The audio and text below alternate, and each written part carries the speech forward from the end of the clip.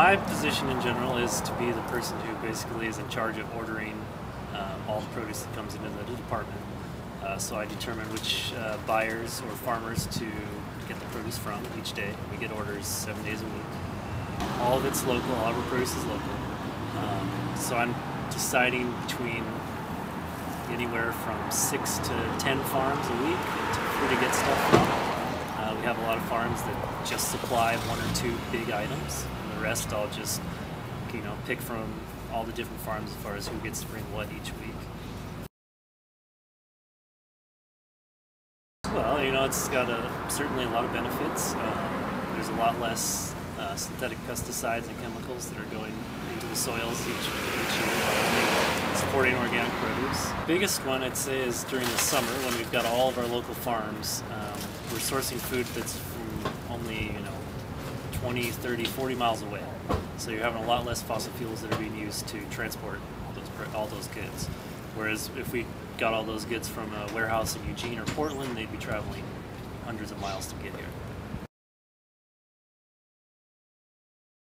A lot of people are getting turned on to the local organic produce movement.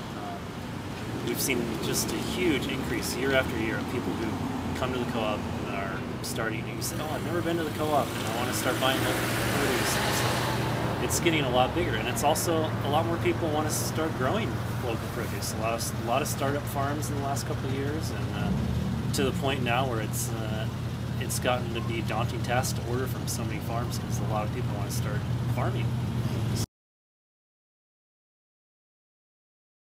We try to source as much produce locally as we can in the season, and that means more money going to local farmers who can then turn around and spend their money locally as well.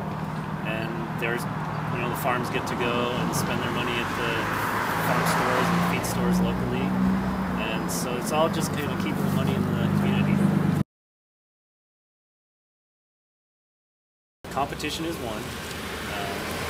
Like I said, with all the people that are starting to farm now, there's a lot of competition here in Southern Oregon.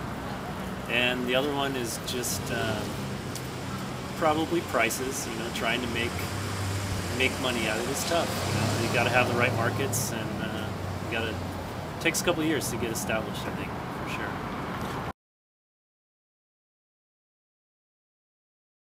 I think there's a lot more that are switching to organic.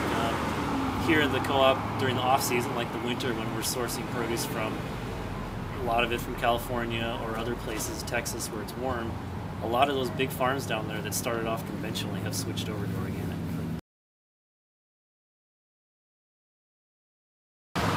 Well, pretty much each farmer delivers their own produce each day. Twice a week we get all of our local produce. We have a really big cooler, and we've actually acquired more space across the street here to hold even more produce because the demand has gotten so big. So they deliver twice a week, and then we have a crew of anywhere from 2 to 3 people who receive that product, put it away in the cooler, and then stock it. So it's a big job for sure. And then on top of the local farmers, we're getting deliveries from other distributors who are bringing things like citrus and bananas, stuff that we can't grow here in the valley.